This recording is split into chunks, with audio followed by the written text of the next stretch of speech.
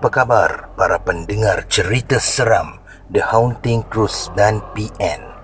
Pada malam ini, Brother Fai akan kongsikan kepada anda pengalaman seorang lagi sahabat panel Brother Fai, iaitu namanya adalah Harry Jazz. Harry Jazz ni berasal daripada Sabah ya. Di sini Brother Fai ada minta izin kepada beliau untuk menceritakan pengalaman-pengalaman beliau, maksudnya pengalaman-pengalaman seram beliau lah. Jadi cerita pada malam ini mengenai ni belum ada tajuk lah. Di sini beliau mengatakan, selamat malam, dan kali ini saya ingin berkongsi satu cerita seram sewaktu bertugas di sebuah resort yang letaknya di Banjaran Kruger Range, Sabah. Pertama, saya akan rahsiakan juga nama tempat ini untuk menjaga bisnes, supaya menjadi negatif daripada mata pelawat lah.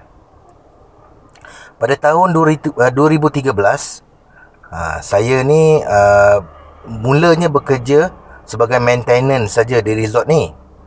Beberapa bulan kemudian, saya dinaikkan pangkat menjadi assistant resort supervisor.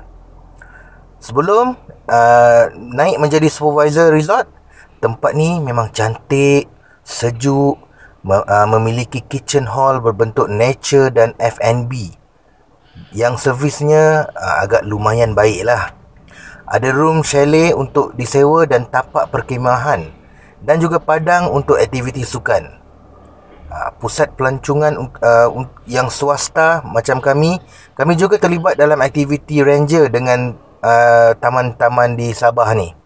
Sebab ada kalanya kami akan menjadi ranger sambilan untuk membawa pelawat ke laluan trail, untuk melawat bunga rafflesia, kayu balak berusia 200 tahun yang memerlukan 10 tangan untuk memeluknya, bunga-bunga yang cantik di aras 2000 meter, serangga dan burung-burung yang jarang ditemui, air terjun semula jadi, ada juga di sini, kawanan rusa dan babi hutan serta spesies ular yang sukar ditemui di tanah daratan rendah.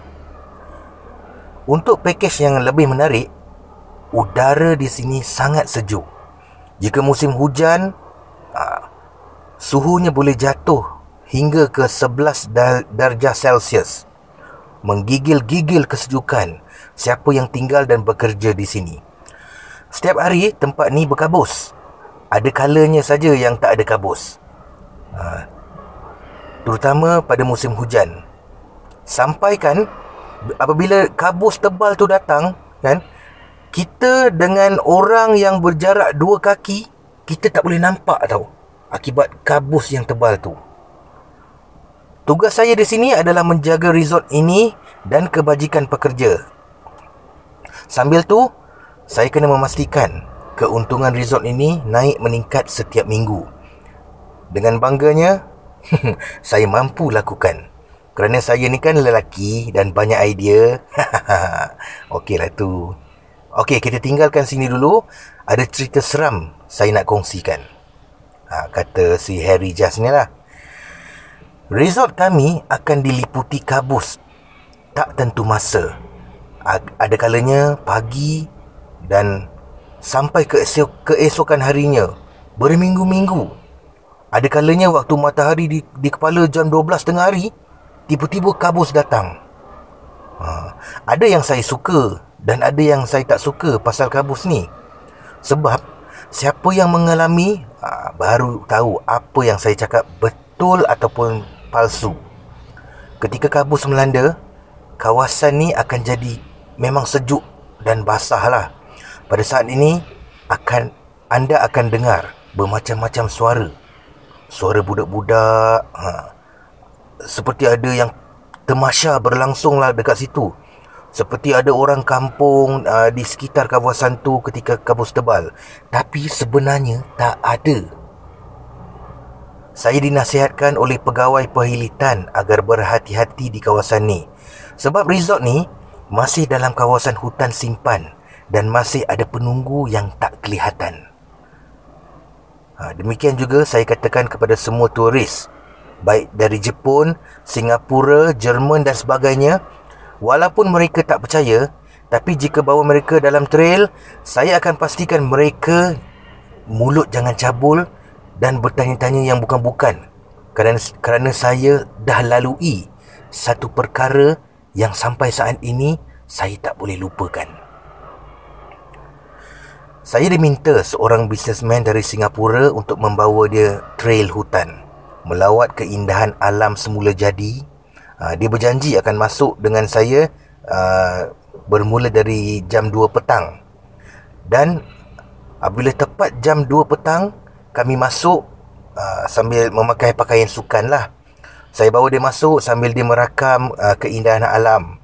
Apabila tiba-tiba ada seekor burung kuat berbunyi. Kuak, kuak, kuak. Lebih kurang lah. Mulanya saya tak peduli, tapi bunyinya kuat sekali. Dan itulah pertama kali saya mendengar bunyi burung tersebut. Apa yang saya buat?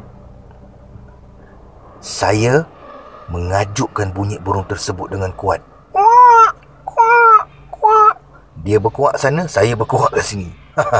Tapi saya tak menyangka akan berlaku perkara pelik.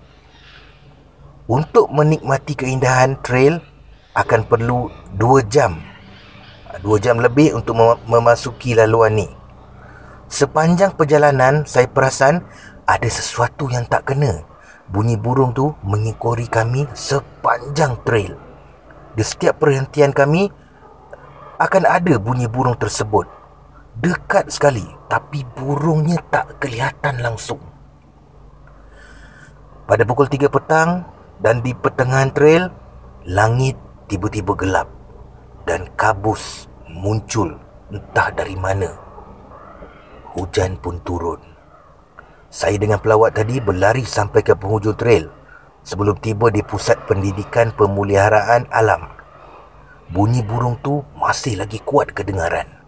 Berada tidak jauh dari kami, cuma lebih kurang dalam 100 meter agak-agak saya lah. Saya beritahu pelawat tadi, okey, kita dah selesai. Saya kena balik ke resort dan kamu boleh balik rumah. Sepanjang perjalanan kami pulang tu, kabus sangat tebal dan hujan turun dengan lebat.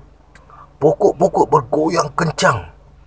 Saya memberitahu staf saya agar tutup ofis kerana waktu begini memang dah tak ada lagi pelawat datang sebab cuaca makin buruk lah.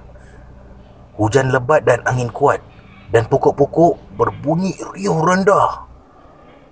Bunyi burung tu kali ni cuma sekarang ni dah ada di atas bumbung tempat kami lah. Kami tutup jam 5 petang dan balik ke hostel masing-masing. Cuma hostel saya ni agak jauh sikit, terpisah daripada staf-staf yang lain. Hujan berhenti lebih kurang jam 8 malam. Tetapi angin masih kuat dan rasanya seperti mahu menghempas dinding hostel saya dengan pokok besar. Ketika angin kuat menderu, waktu tu saya lihat kabus tebal di luar melalui tingkap. Saya terdengar seolah-olah bunyi rantai diseret serta di laluan pejalan kaki. Dan serentak itu saya dengar bunyi orang tua batuk dan suara anak kecil bersama bunyi seekor anjing. Lutut saya dah goyang lah waktu tu. Apa lagi, bunyi burung tu pun sekarang ni dah ada dekat atas atas bumbung hostel saya. Suaranya amat jelas sekali.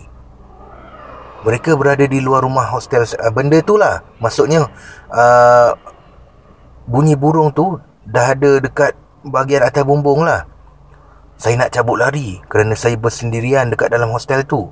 Tapi bunyi burung tu kan di atas bumbung hostel. Saya pun rasa takut lah, kerana suara orang tua tu, suara orang tua yang batuk sambil menyeret rantai tu masih ada di laluan pejalan kaki. Saya rasa saya dah kena lah. Dah kena gangguan lah maksudnya. Sebab apa tahu? Sebab mulut saya cabul masa di dalam trail petang tadi. Saya pun WhatsApp staf-staf saya yang lain dan suruh mereka mengambil saya di hostel yang terletak 500 meter dari mereka. Jadi mereka pun datang ambil saya dan minta saya jangan bercakap apa-apa. 10 orang staf saya turun dari hostel. Mereka menjemput saya. Ketika sampai ke hostel staf laki-laki, saya tak buka mulut pun. Saya diam aja, mandi air panas dan tidur. Esok jam 8 pagi, saya pergi cek hostel saya dan menceritakan kejadian semalam kepada staf-staf dan pegawai perkhidmatan. Maklumlah saya masih baru kan. Saya dinasihatkan oleh staf-staf di sana agar jangan mulut celupa ketika dalam trail atau mengajuk bunyi-bunyi haiwan, kerana kita tak pasti itu haiwan ke atau sebaliknya. Okey, sebagai pengajaran dalam cerita ni, dari pengalaman ini saya baru saya tahu, ketika berada di dalam hutan, awasilah mulut anda dan jangan cuba meniru bunyi-bunyi yang aneh ni. Jika nampak sesuatu yang pelik, diamkan aja. Kerana apa yang berlaku pada saya ni ialah benda tu mengejar saya sampai ke hostel. Mau 5 hari juga saya tak tidur kat hostel saya. Dan sejak dari itu, jika kabus datang, saya akan cepat-cepat bergabung dengan semua staf-staf, sama-sama balik, sama-sama kerja. Orang kata, jika ada kabus tebal, pintu alam bunian akan terbuka. Tapi entahlah kan, daripada pengalaman saya menjadi resort supervisor dululah, semasa kabus pekat datang, akan kedengaran bermacam-macam bunyi yang pelik-pelik. Sehinggalah ke hari ini. Sekian.